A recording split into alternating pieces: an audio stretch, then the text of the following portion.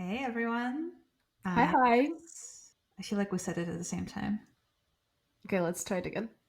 I was like, are we just gonna get it? No.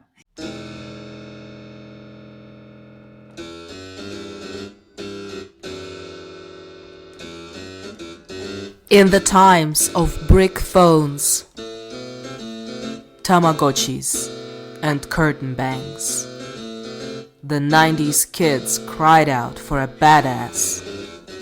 She was Xena, the warrior princess. The kicks, the moves, the nostalgia, the queerness. Xena made us gay. Uh, Hi everyone. I'm Kris, Hey, I'm Alice. and you're listening to Xena Made Me Gay. Ooh, and we're into season 2, episode 3. Yes, we're gonna be discussing episode 3 called Giant Killer. Yeah, and it's the third episode that we're recording in our new format. And I hope that by now you have listened to episode 1 and episode 2, and you can, after this episode, definitely make a decision of whether you like this format or not. We're going to make a poll on our Insta, begging you to weigh in. Otherwise, Kris is going to decide on their own. But maybe you Just will. me. I'm not gonna even ask you. Yes, I am afraid that that's what's gonna happen. Just being realistic there. Uh-huh. Uh-huh. I see how it is. Uh-huh. Cool. Um, Cool. but for now, we are still in our new format where, first of all, one of us this week is going to be me, recaps the whole episode in 5 minutes or less. Although I think that maybe this time it's going to be more because I had a lot to say for some reason.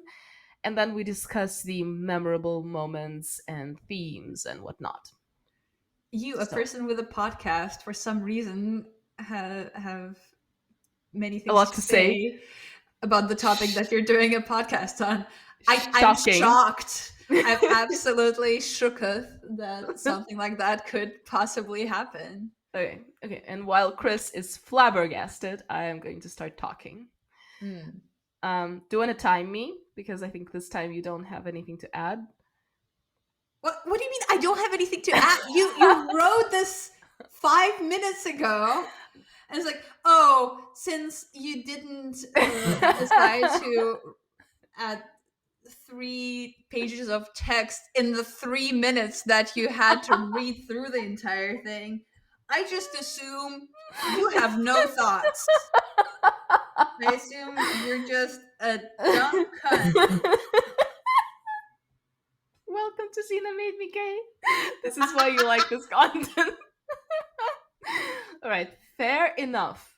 I'm just going to start talking. So, we begin with Xena and Gabrielle walking through the giant graveyard, as in not a big graveyard, literally the graveyard of giants, where Xena needs to be reunited with her old friend. And she indeed meets her friend there, and soon we find out that it's the giant Goliath. They have a chat, and we find out that this lovable big guy is also driven by vengeance, by like as a lot of other characters in the show. And he's also working for the Philistines. And here I think I wanted to insert like a little um, historic note that the Philistines were often mentioned in Old Testament, and the Philistines basically became a household name for the baddies in Old Testament. So the baddies Philistines try to capture Gabrielle because she is, and I quote, with those thieves, the thieves being Israelites. So yeah, pretty soon we see a young dude played by baby Anthony Starr. Oh. Yes. Whose name is David. And just like that, sorry for the unintentional pun and mentioning of other No. show. Yeah, no, yes, no, nothing about that, but still. We find out that this is going to be the story of David and Goliath. And again, Xena plays a key role in legends and myths around the world. So David and his older brother are prisoners of the Philistine army, and the general of the Philistine army invites Xena and Gabrielle to dinner to explain how he's going to bring civilization to the Israelites. Gabby and Xena are instantly on the side of the good guys, as in Israelites, and Gabrielle even steals some food for them and brings that food to prison, interrupting a very chill and not so secret attempt to dig a hole in the prison and escape. Xena, on the other end, is trying to drag her friend Goliath to the good side, but he's pretty big, so it's not easily done. The other issue is that Goliath is very fixed on getting paid because somehow it will help him to kill a man who killed his family. No, it's No? not about the money. The issue is that the guy who hired Goliath, the head honcho of the Philistines, Mm. promised him that if Goliath does fulfill his duties, the head honcho will tell him the location of Gareth, who is the guy responsible for the death of Goliath's family. That is true, but that And happens later in the episode. oh, It does. It does. Like at first, Goliath is just working for the Philistines, and he says that they pay him well, and he even mm-hmm. mentions like, "Oh, this money is going to help me track Gareth down." Oh, okay. So I can only assume that That he is hiring a PA or something. interesting. Okay, yeah, I missed that. Yeah, but Goliath is on the wrong side of history, and Xena tries to talk him out of it, but no luck. And in the camp, David is being executed because I mean, the not general. being executed, like like he's about to be executed. It's not quite the same. It's not It's quite not the like same. That's true. we're like watching someone saw his head off. Almost, almost. Well, but no. Yeah, but no. David is about to be executed because the general wants to make an example of him, and Gabrielle does a very Pocahontas thing of like, if you're gonna kill him, you're gonna have to kill me too. Do you remember this from Pocahontas? No, I definitely erased Pocahontas from my memory. Fair enough, fair enough. But like, anyway, she runs up to the plank and puts her head on top of David's head and is like, if you're gonna kill him, you're gonna have to kill me too. And the general is like, all right. Yeah, he's like unimpressed. I'm like, Yeah. I don't. Why do you think I would care? Yeah. I kind of like this moment. It makes no difference to me. Yeah, I know. It's good. There are definitely situations where something like that, the thing that Gabby did, would work. If I don't know, there's any particular reason why a person wouldn't want to kill whoever is putting themselves into this line of danger, but that is not that case. Like No. the Philistines have absolutely no problem getting rid of Gabrielle together with David. Like there's absolutely nothing that would stop them. Like obviously not their conscience, but like No. also they don't need her. Yeah, yeah. Yeah, it was nicely done. Subverted expectations, I would say. Mm-hmm.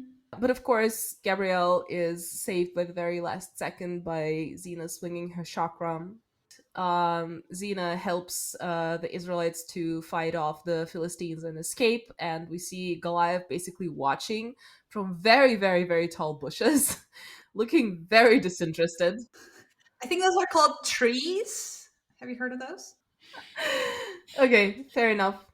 So yeah, Goliath is hiding in the trees, looking very disinterested, but the Philistines general gets his attention by saying, "Alrighty, I'll tell you where Gareth is, who killed your family." Like this is the point where he basically says that he has this information, and my question is, why can't Goliath just shake this information out of him? Like Goliath is a giant, the general is a little dude, but like for some reason he decides that he'll keep working for the guy. Also, how does he know that it's not a lie? Like Yeah, he doesn't question it.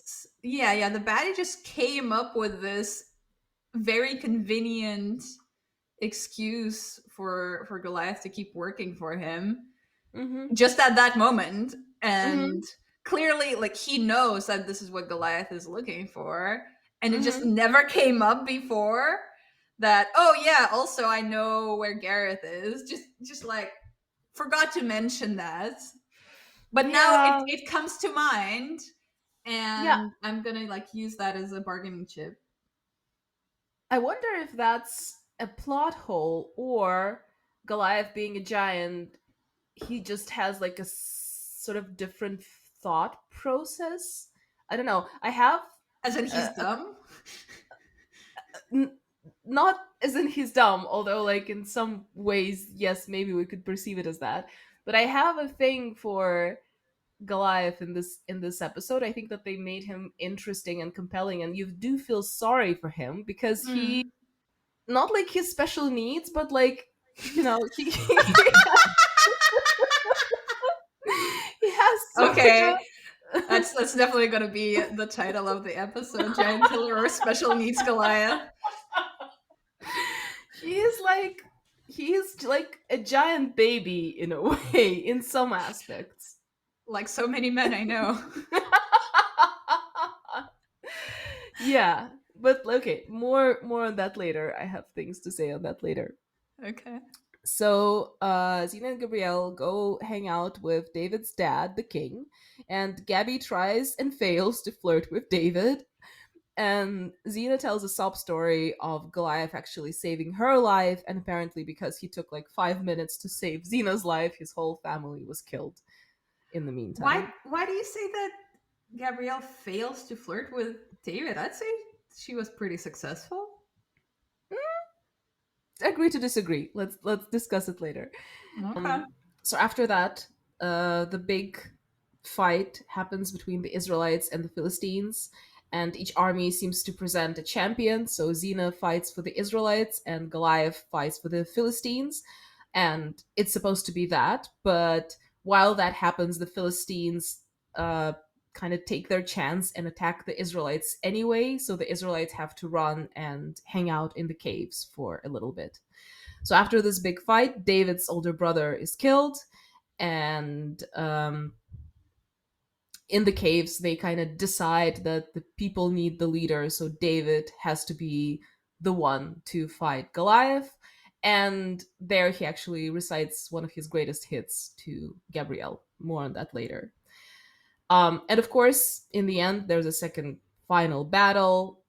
David fights Goliath.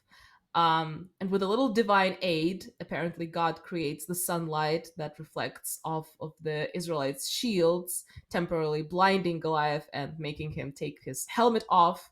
David strikes the giant down with a slung stone, as the legends tell us. So, I kind of, when I was watching this episode for the first time, I think I was expecting Xena to interfere and maybe defeat the giant on her own, but no, they kind of kept this thing of David defeating Goliath. So I wanted to make clear that there are two one-on-one fights that happen. First, the two sides, as you said, select their champions so that those two fight one-on-one, and whoever wins sort of automatically, I don't know, gives gives the their side the win, quote Yeah. unquote. And it's an easy choice for both sides. One side has Xena, the other side has Goliath. So those two go up against each other, and there's a big discussion there also because Xena and Goliath are friends Mm-hmm. and they don't want to hurt each other, but both are quite set on being on the opposite sides for Yeah. various reasons that we can get into later. And so the first fight happens between those two. Yeah. Um, And it should have been only between those two, but the Philistines decide to attack anyway. I think that's also a plot point, that they are fighting unfairly. yes, yes. And the reason that Xena doesn't defeat Goliath that first time is that she knows that giants have a particular, like, the Achilles heel, Yeah. which is the kind of the opposite of a heel because it's on their face. I mean, yeah, sure. Anyway, so giants have this very kind of tender, vulnerable spot on their foreheads, and if they're hit in that spot on their foreheads, they die essentially. And so Xena knows that. I assume Goliath knows that Xena knows that. Yeah. So obviously, like, he's not an idiot. He may be like a giant special needs baby, but but he's not a total moron. Yeah. So he wears a helmet that covers specifically that part of the forehead that is vulnerable to his one-on-one fight with Xena, and everyone was like, "Holy shit! Who knew such things were possible?"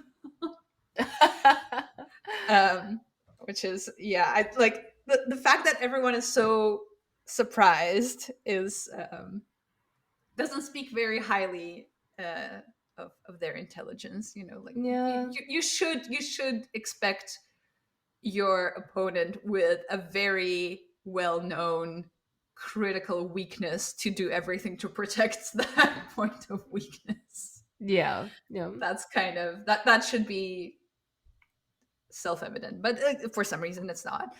And that's why she can't defeat Goliath in that one-on-one, and neither can he, like, get rid of her. He can't kill her because she's Xena. Because she's eating Yeah. And then during that fight, when the Philistines attack everyone, David's older brother Jonathan is killed. They retreat to the caves, and in those caves, Xena realizes that now that Jonathan, who was going to be king, is dead, David needs some, like, major PR help. stunt. Yeah. Yes. In order to establish himself as, like, the new future king, because up until that point he's just kind of like, he's there. He writes his little psalms. He does get arrested, but other than that, it seems like he doesn't have a high enough profile among his crew. And so Xena's like, "Oh, I need to talk to David and be like, dude, this is the perfect opportunity for you to show just how super awesome you are by killing Goliath." Even though, like, I don't know, it's unclear at that point whether he can. And so essentially Xena's like, "Yeah, you should go and prove yourself, and if you can't, well, that's too bad, I guess. You're gonna get killed, but that's the deal, you know." Does your father have more sons? No? Yeah. But before Xena can go to David to talk to him about how he should be the one fighting Goliath, David comes to Xena being like, "Hey, I need to talk to you." And she's like, "Oh, yes, me too." And he's like, "No, stop. let the man speak." And then he's like, "I have..." Not like that. It's a little bit like that. And then he's like, "I have this brilliant idea. I should be the one fighting Goliath because my ratings are too low, and I need to be like the cool future king." Yeah, just wanted to highlight that because I thought that was a very important plot point. No, true. Um, yeah, and I guess from there we can go to notable moments.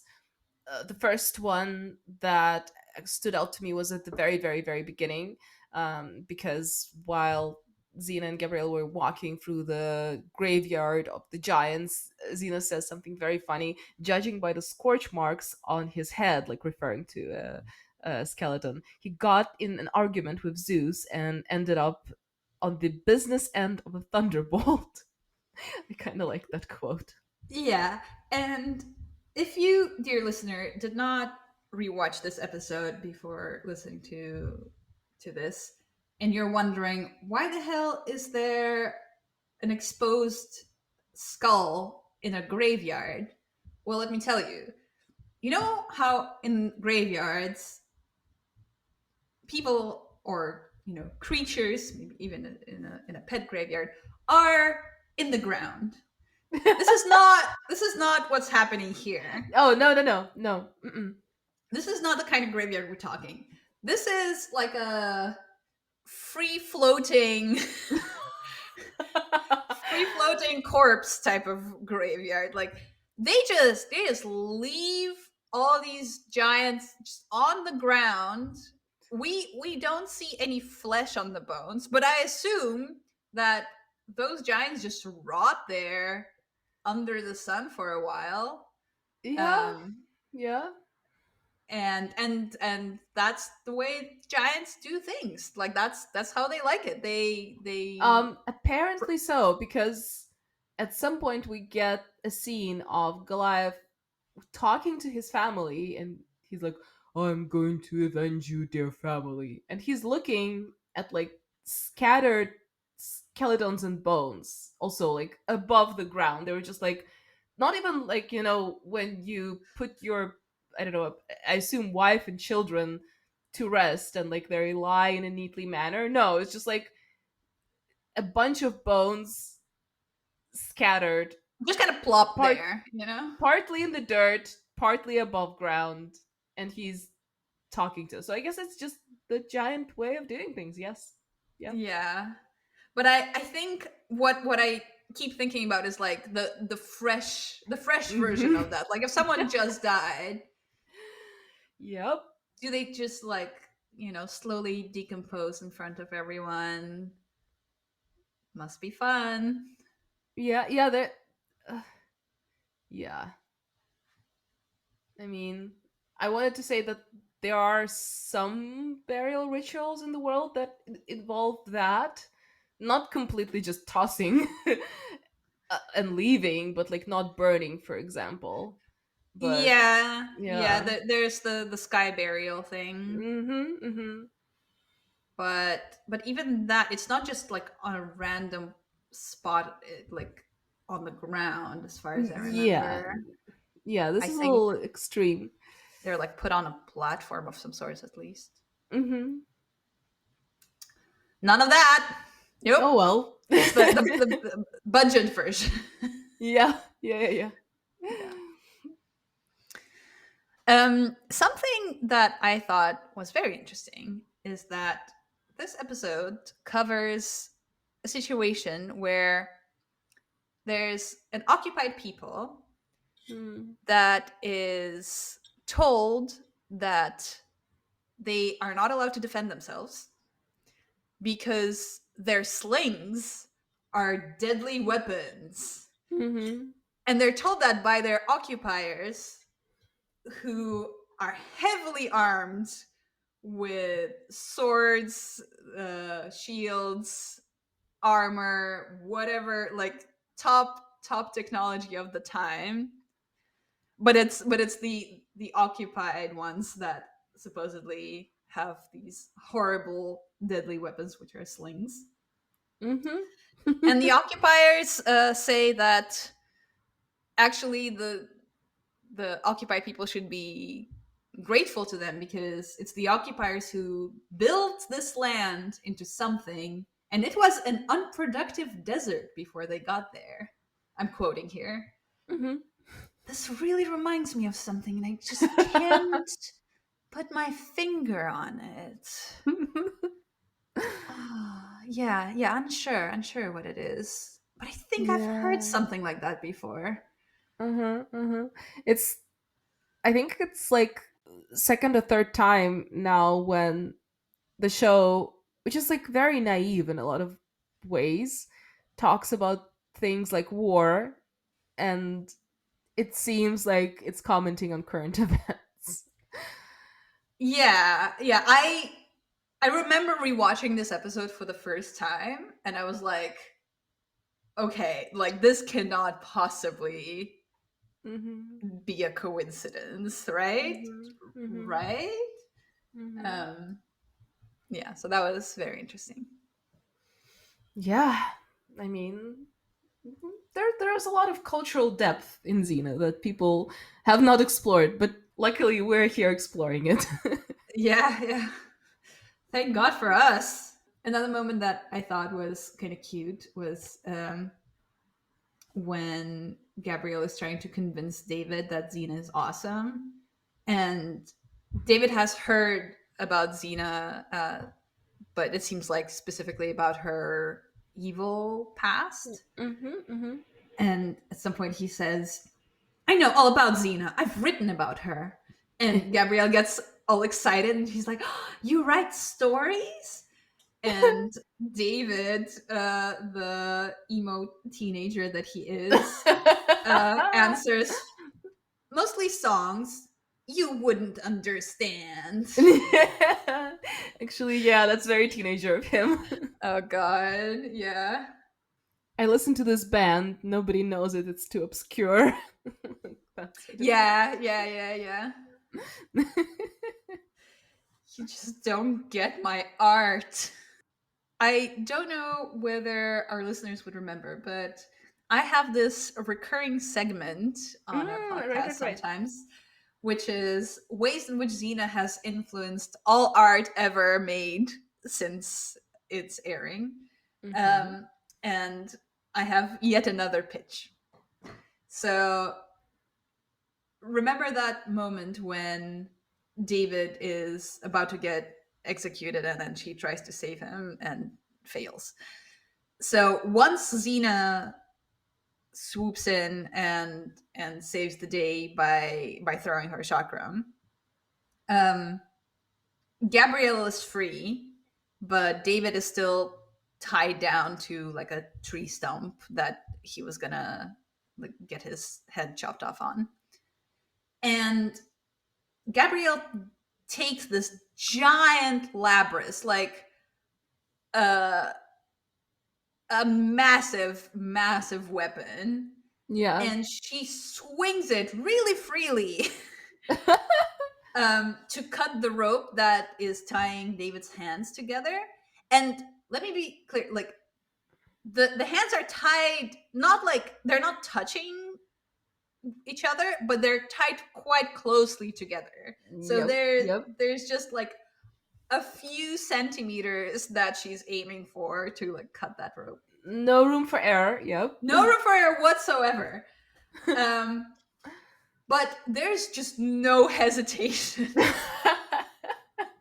Like at no point is Gabrielle like, is swinging an enormously large and heavy labrys in order to hit a tiny target, putting the other person in any sort of danger. Like, how high is the likelihood that I will just chop off an entire limb instead of cutting the rope? At no point is she concerned with that. She's like, Nope. it's gonna be cool. I'm just gonna go for it. And David is also super chill. Like both of them locked in. And that made me think of that scene in Titanic, Right. where there's a scene when the ship is already sinking and Jack is handcuffed in some small room On the to third deck, yeah. to a pipe, Mhm. and Rose has to get an axe and swing at the handcuffs to try to cut them so that Jack can be liberated. And that target is significantly larger than what Gabrielle was trying to hit, and the Yep. axe is significantly smaller, like at most a third of the size of the Lapras. Mm-hmm. And that moment in Titanic is treated as this like absolutely like out of your mind terrifying prospect, because Well, what if to be fair, Rose does close her eyes before swinging. That adds to the tension. but before she does, like they're like, holy shit, this is dangerous. Yeah. Please don't cut off anything other than the handcuffs. So my pitch is that um David Cameron, not David Cameron, James Cameron. David Cameron is James. a politician. No. Um, I mean, who knows what David Cameron was doing around that time? No. Possibly drugs. We don't know.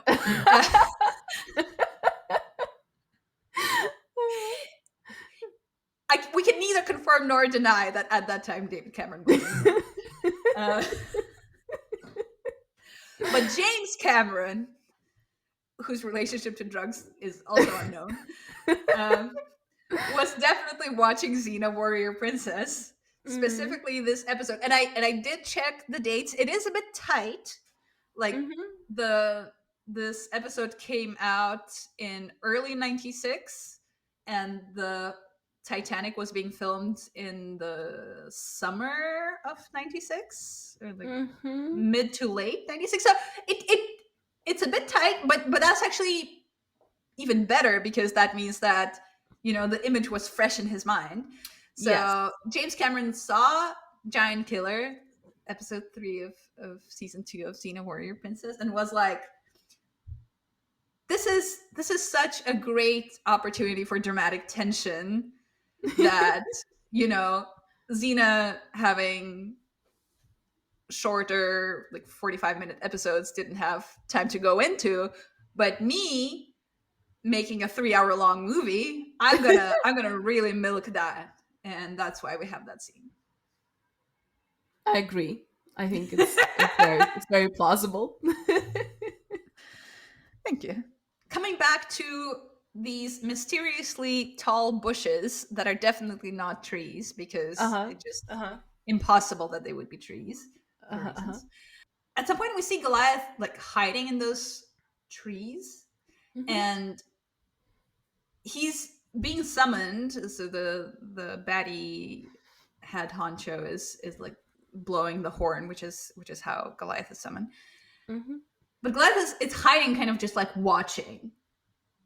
My question: how the fuck is Goliath not just immediately visible to everyone, or even heard? Like, we hear him walk, and it's like doof, doof. yeah. It's like a giant, no pun intended, amount of weight like hitting the ground, so much so that like it feels like the ground is shaking every time he steps. Yeah. And he got to that spot to like watch whatever is happening in the trees, which don't cover him fully because, you know, he needs to see, and nobody knows. Yeah, also we kind of see him like there are a few trees and he's hiding behind them, so he's standing behind the branches. But I can imagine if camera pans down, his feet should be very visible. Yeah. Again, like it's like, you know, like 3-year-olds that are hiding. Like, I'm behind the chair, but you don't see me. Wink, wink. Yeah. Aww. And another thing that I wanted to mention is just a quote that I loved, which is, "I brought you some soup. It's always good after a battle."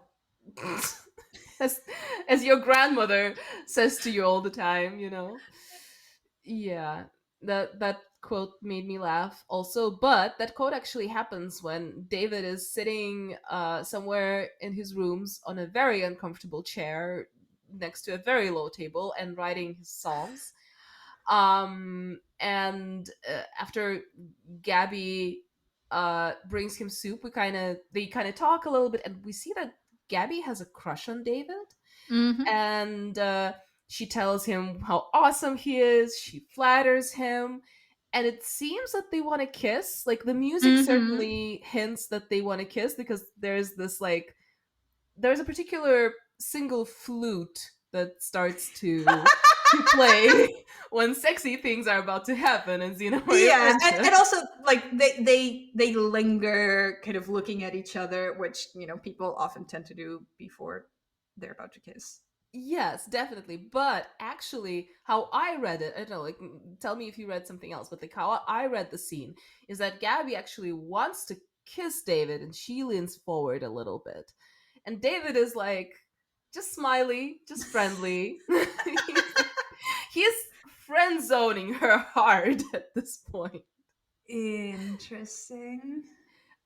Which makes sense because basically this thing is interrupted by David's fiance walking in with like a bunch of bread, and she's like, "Well, maybe you're hungry." And David is like, "Perfect, now I had bread and soup. Cool."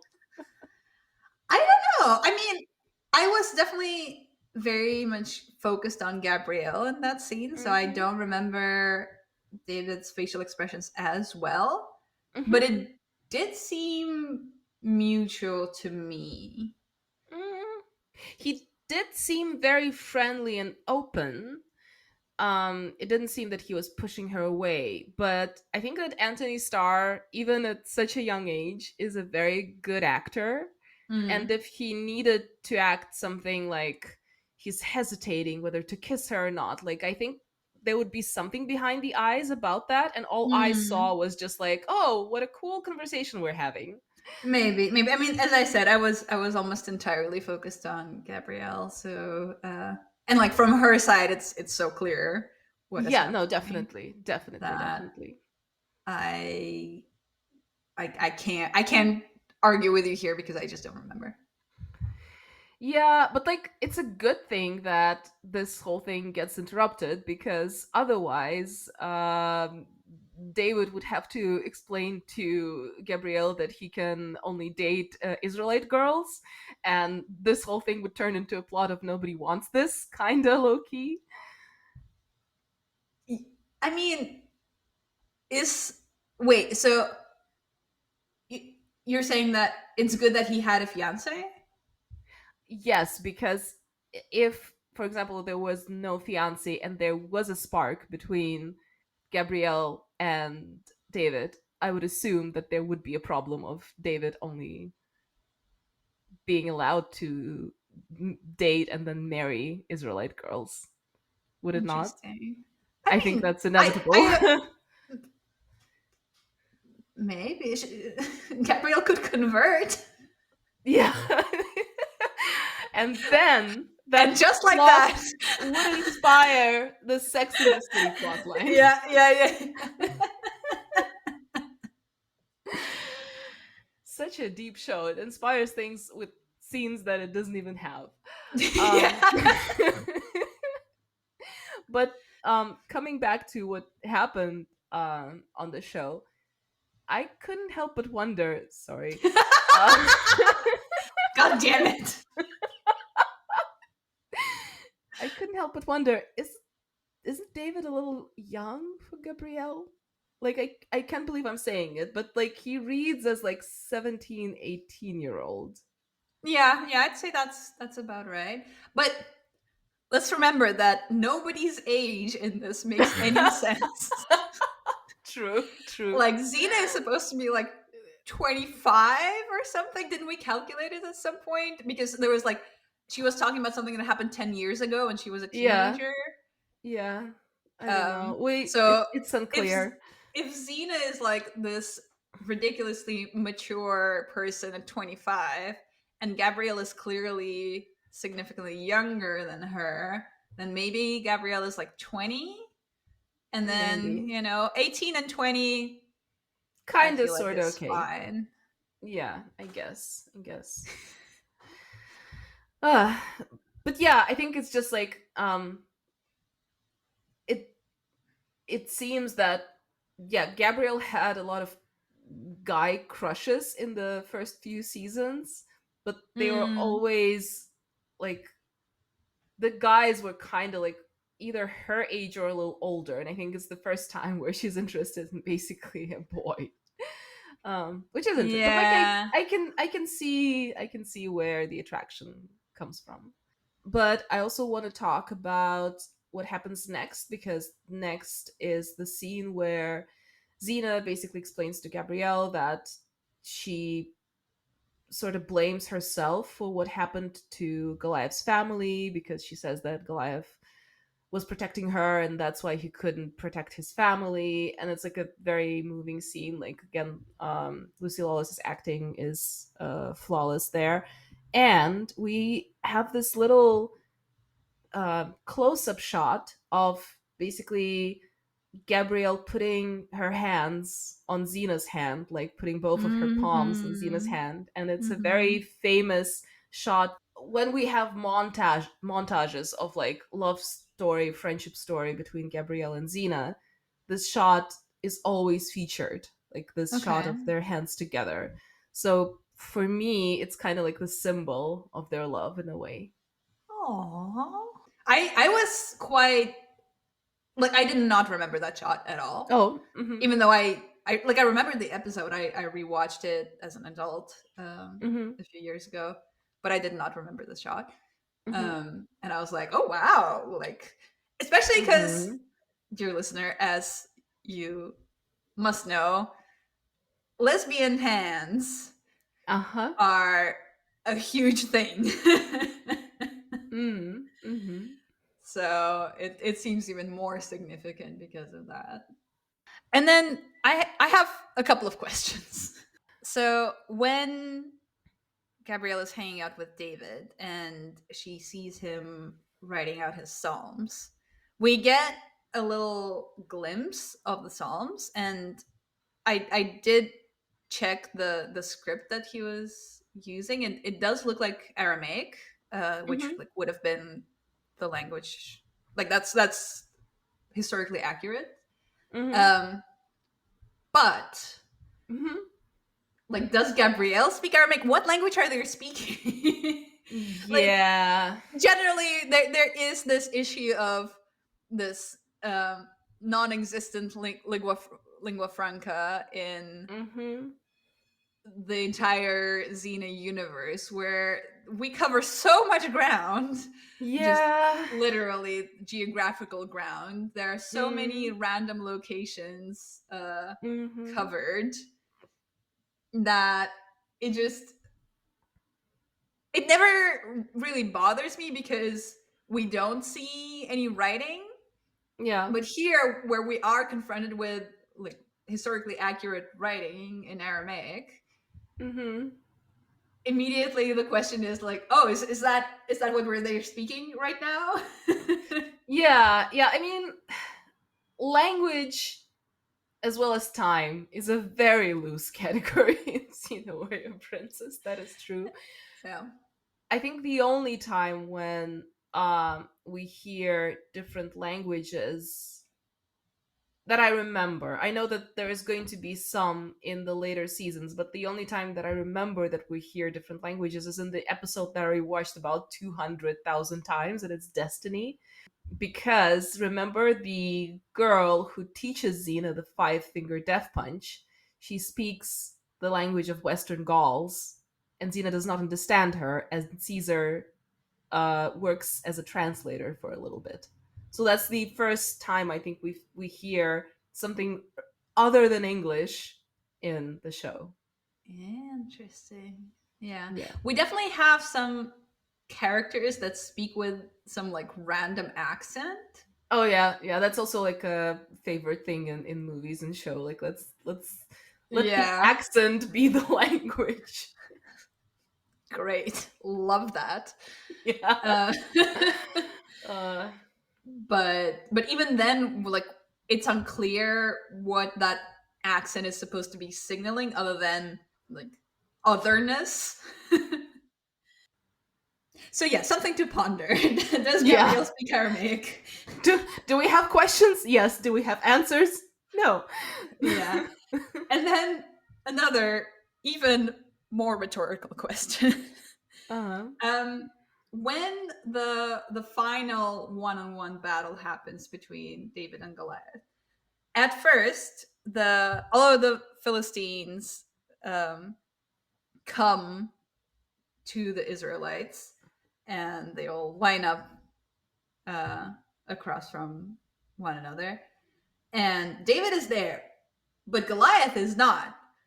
So the leader of the baddies needs to sound the horn again so that Goliath makes his grand entrance. Mm-hmm. And my question is, why this grand entrance? Like, what's the point? Like, we all know why we're all here. Yeah, I mean, Is that like this part I of his contract? I think so. This I can kind of understand. I think that like part of hiring a giant is, yeah, a giant is big and he can fight well, presumably, but part of it is just like the fear factor. So I think that when he enters with like the horn summoning him and the dramatic music on the background, it's kind of like, oh yeah, it's scary. And like it was actually staged like that. There was like, everyone expected Xena to come out from the side of the Israelites. So when David came out, there was like laughter, and they're like, well, yeah, he's Mm-hmm. going to demolish this kid. And that's kind of like the setup that we're expecting from David and Goliath, right? Like David has to be so tiny and insignificant in comparison. Yeah, yeah. It's just, I don't know. I was amused by how unnecessarily theatrical it was. Also, like, where is Goliath coming out of? Like, The some bushes. bushes. He just crouched in there, being like, "All right, this is my cue." Ba ba ba ba ba ba. Well, And I don't one know. I and can I two. can just answer you with like the my favorite anecdote for when little Alice was 6. Oh, please do. Why do elephants have red eyes? Oh yeah, so that they can hide in the strawberry in the Yep, strawberries. yep. Wild strawberries, yeah. Yeah. All right, shall we discuss some themes? So I'll start with the more general one in the sense that it definitely applies to a lot of episodes in the series, not just this one. Which is this destructive, all-consuming pursuit of revenge. Mm-hmm. Um, Mm-hmm. that ends up destroying others as well as yourself. Mm-hmm. We've seen that with Sulky Bros, Yep. with Xena's older brother. We see it here with Goliath. There are many, many others. Yeah, yeah. We see that with the dude who wants to hunt down Callisto, right? In season Yes. Oh, 1. yeah. The one who thinks that Xena is the one Mm-hmm. that killed his kid. Mm-hmm. Yes, yes, we see that, and so it's it's a bit repetitive. Yeah, yeah. um, but for some reason, the show does have this very strong focus on how revenge is essentially kind of pointless, Mm-hmm. um, and bringing only suffering to whoever chooses to pursue it, which I guess does kind of bounce off of the main character being someone who, like, we assume many people would have grounds to pursue like revenge from. Mm-hmm. Mm-hmm. So it's an interesting mirror where Xena herself, I guess she does also have this idea someday, like getting at the guy who destroyed her or like attacked her village. Yeah, I think that that's how it started in a way. Yes, but not. Well, yeah, okay, that's fair. That's I think fair. that's the evil Zeta. I think that like in the show there are a few moral rules that kinda are based in Christianity, but not completely. Oh I yeah, would we'll get say, to that. yeah. So there is this rule of like, if you kill someone for the first time, it's bad, and if you already killed, then anything goes. We already discussed it a lot, and I think that there is this rule that there are baddies who are just essentially bad. I don't know, like the uh Xerox machine face or like whatnot, like um Toxius. You know, like they're just Toxius. Like you Yeah, can like see irredeemably bad. irredeemably bad baddies, or there are good people who are driven by revenge, and then there are like they it could end up the story could end in two ways. Like either they let go of that revenge, like Mhm. Sulky Bro, but then they cannot execute that revenge. They have to just like let it go and I don't know, go be Or good die. or die, like Goliath did here. There is no third option, and in nowhere we see revenge as something good. Like even in the last episode we discussed, where in this alternative universe, Gabrielle is a slave and she kills her slaver, Hmm. which I would say is a good thing. Like you could Oh see that yeah, like he absolutely really, no problem with that. yeah, he really deserved it. But the show kind of shows it in a way, and we see it through Xena's eyes in a way that, like, for Gabrielle, it's very, very bad because now she's this baddie seeking revenge and she won't be able to stop or something like that. So I think, yeah, it's a kind of Yeah. like the show has a very particular moral compass, and we Yeah. always see those stories repeating. You're right. Wait, there's also the trope of like a guy who maybe like fell with the wrong crowd, like Marcus, I would say, Mm-hmm. would fall into that category where like yes, he runs with the baddies, but he's not like irredeemable. Mm-hmm. Mm-hmm. I can't think of any other examples other than Marcus. I guess here, like Goliath also sort of falls into that category because him Yeah. and Xena are friends, and we're not supposed to like hate him. Mm-hmm. But because he's so blinded by the revenge, like then Yeah, yeah, yeah, he yeah. he has to die at the end, basically. Yeah. True, true, and so did Marcus, for that matter. Mm-hmm. Mm-hmm. Yeah, it's very interesting. He atoned for his sins through his death. Yeah, by first dying and then having to fight a CGI harpy after. Oh God, I don't know which one was worse. The worst thing was looking at the CGI harpy. I know. We are the true martyrs. Martyrs here, yeah.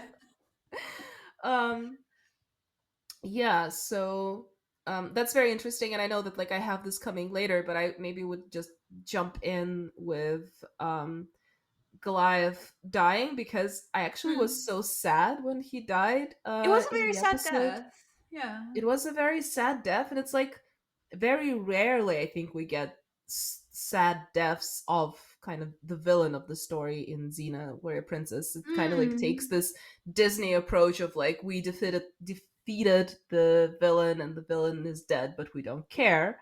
Mm-hmm, mm-hmm. But here I think it was very clear that we do care because Xena cares, of course, because Mm-hmm. he's her friend, but also he does have something endearing about him. And I don't know if it's just me or like those giant guys, like whether it's a robot or just a big person.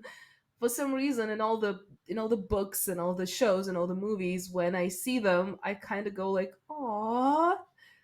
I don't know Yeah, why. I think it's a trope. Yeah. I think there's something about a big creature being vulnerable that feels Hmm. extra poignant, and Yeah, yeah. He many kind stories tap into that. Yeah, so I think that back in the day when I was reading about Gulliver's Travels, I already had that feeling of like Mm, mm, mm, this giant man being vulnerable, and you kind of feel sorry for him. So I definitely Mhm. felt it here. And I think it kind of made the episode more emotional for me. So it was a good Yeah. decision. Yeah, yeah, for sure. When Goliath is dying, Xena comes to him and he, I think, mutters something about Gareth, Mm-hmm. and Xena tells him, "Your war is over." Mm-hmm. I don't know. It's a well written and well acted scene, um, Mm-hmm. and it's cool that we get to see him as a person Yeah. and not just as a defeated baddie. Yeah.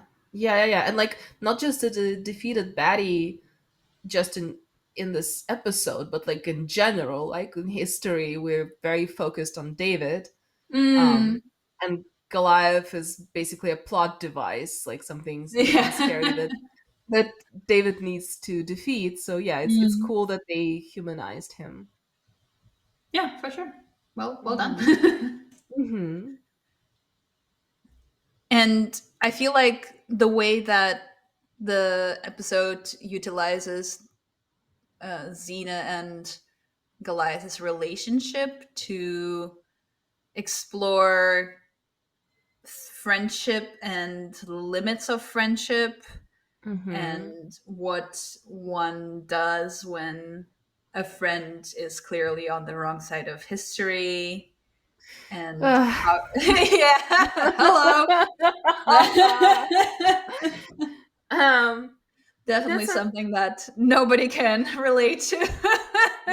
especially now, you know. Yeah. Mm. Mm.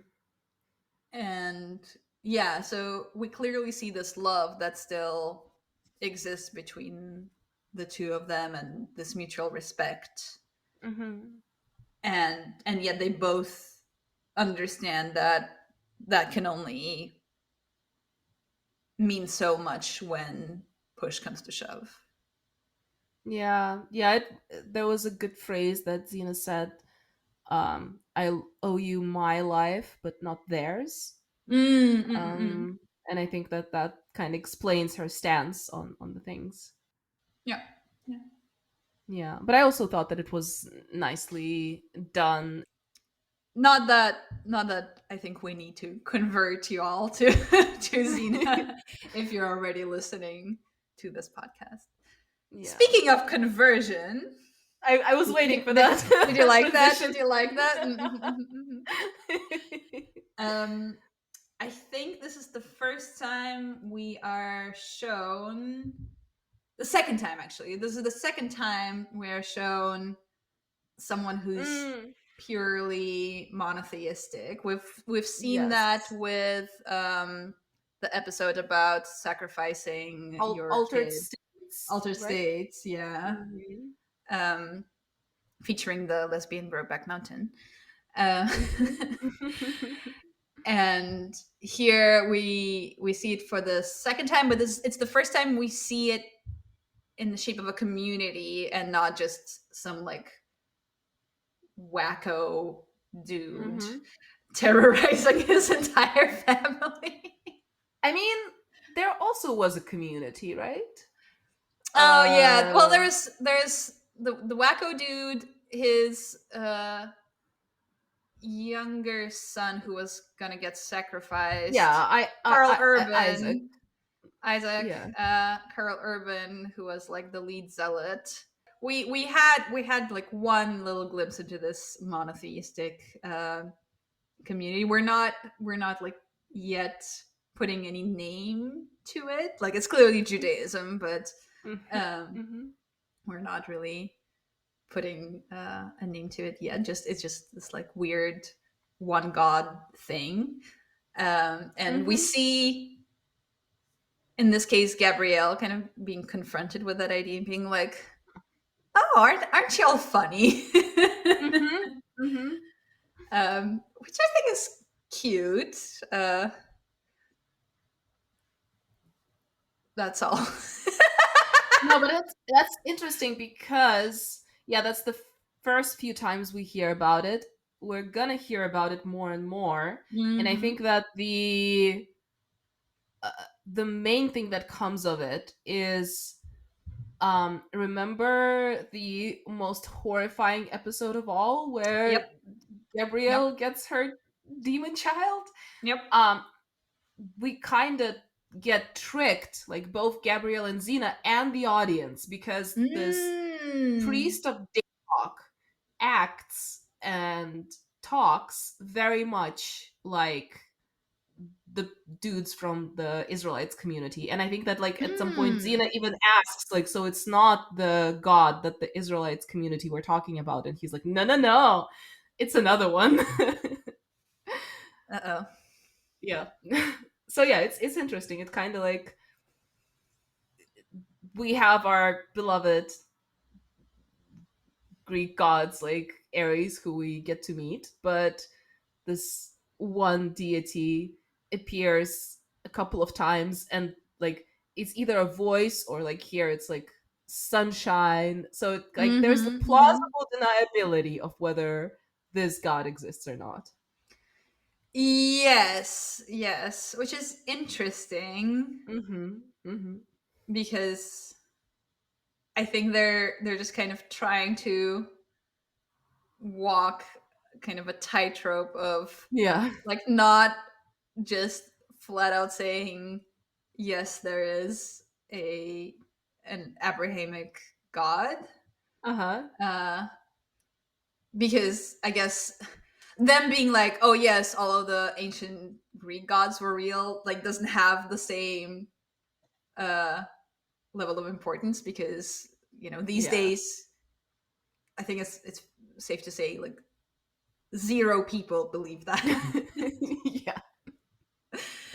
um so that is a it doesn't have any consequence to it, them being Mm-hmm. like, oh yes, Mm-hmm. they're all real, whereas the Abrahamic god is kind of the main guy Yeah. with people alive today making the show, watching the show, Mm-hmm. and but he's not the only game in town. Yeah. Like there are other religions in the world. Yep, yep, yep. So yeah, they're um they're like being careful about it. Yeah. yeah, yeah. Which, I mean, why not? Why not? No, Even, no, but it's I personally would have loved for them to just like go full dogma and show us Alanis Morissette. yeah. But Then that's not quite the vibe. no, no. Then Kevin Sorbo would storm into set and say, Oh, "No, I'm in the minority here, but I actually do believe in God." oh God. For those of you who haven't seen the absolutely inimitable trailer for the Kevin Sorbo Christian propaganda movie, I think it's called God is Dead? Or Something God like that. God isn't dead? I mean, just check out what Kevin Sorbo got into after being Hercules, because he did a God's not couple dead, of sorry. I mean, how could you say God is dead when he's not? no, but like Um, they're doing this like really clever thing where on like the poster of the movie is these like giant letters that say God is dead, and then there's this brave Christian holding up a sign saying not. so brave, so moving, so touching. And Kevin Sorbo is playing an atheist, Oh and God. he's like this cynical atheist who gets converted by the end of the movie. I assume I never watched it because I love myself. Oh. But yeah, there's a girl in the trailer who says, "I might be in the minority here, but I actually do believe in God." Yeah, iconic trash. Coming back to this episode, the last thing that I wanted to discuss is actually Gabrielle as a storyteller, but also unreliable narrators, because I think that kind Mm. of show touches upon that a couple of times. Because what starts this conversation is, Gabrielle asks David what he's writing. Are you writing a psalm? And he's like, no, I'm just recording the story of the battle today, and I'm writing about how brave my brother was. And Mm-hmm. Gabrielle's like, well, you were brave too. You saved his life. And like, are you writing about yourself? And I think that like it kind of plays with this concept of like the hero of the story is the one who the author of the story concentrates on. Mm-hmm. And since we kind of can assume that every episode of Xena Warrior Princess is basically like the story of Xena, maybe retold through Gabrielle, we can kind of assume it. It never was framed like that, but Mm.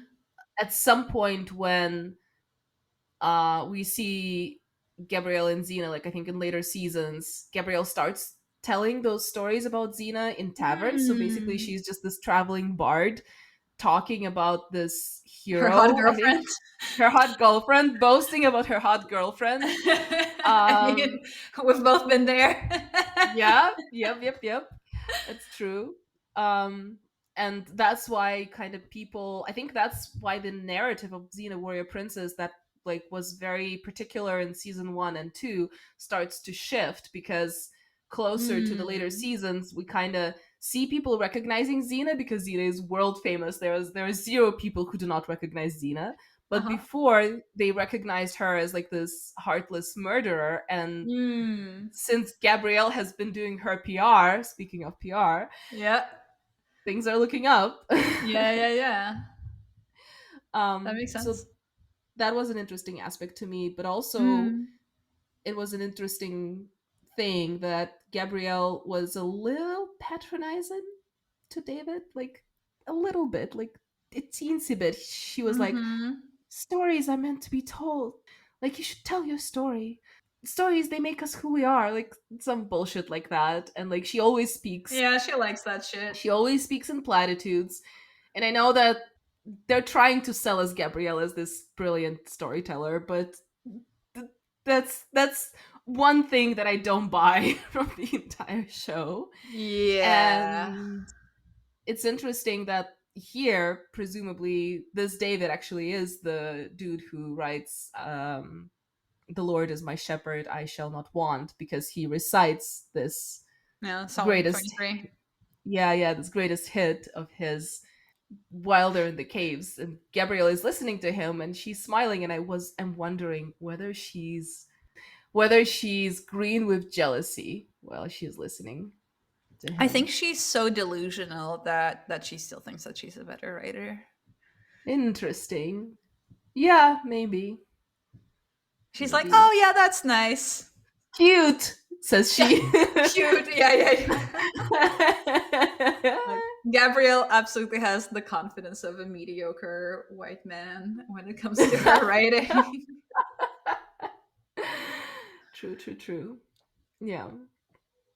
But it's interesting. Yeah. Yeah. And this brings us to the end of the episode. The fun credits say no Bible myths or icons were irreparably mangled during the production of this motion picture, Good to know. which I think is fair. Like they stayed relatively close to the text, I think. Yeah, surprisingly close, I would say. Yeah, for Xena. And that brings us to our final questions. So, what was the gayest moment of the episode? Aw. Well, I think you know what I'm gonna say. I think Yeah, this iconic shot of Gabrielle's hands on Xena's hand. I don't think it's possible to pick anything else. Right? Yeah, Yeah. yeah. There are some episodes where we can pretty easily pick more than one and have different answers to this question, but this is not one of them. I think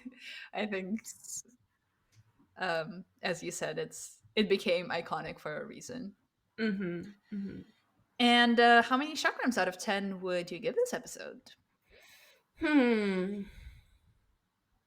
I was thinking a 7. Did not move me as a lot of other episodes, and I think that there are some, not plot holes, but like some inconsistencies. but I think it's definitely better than an average. So remembering the awesome episodes that will come in the future, I would say a 7 for me. Hmm. I wanted a bit more. I was Mm-hmm. a bit underwhelmed. Mm-hmm. Um, so I think I'll just put it smack in the middle and give it 5. Mm-hmm. Um, and continue the good old tradition of giving lower ratings than you. It's not very significant. Like I do have the average calculated for all the ratings we ever gave, and you're at 6.89 and I'm at Uh-huh. 6.3. Okay. So, you know, Okay. it's not a dramatic difference.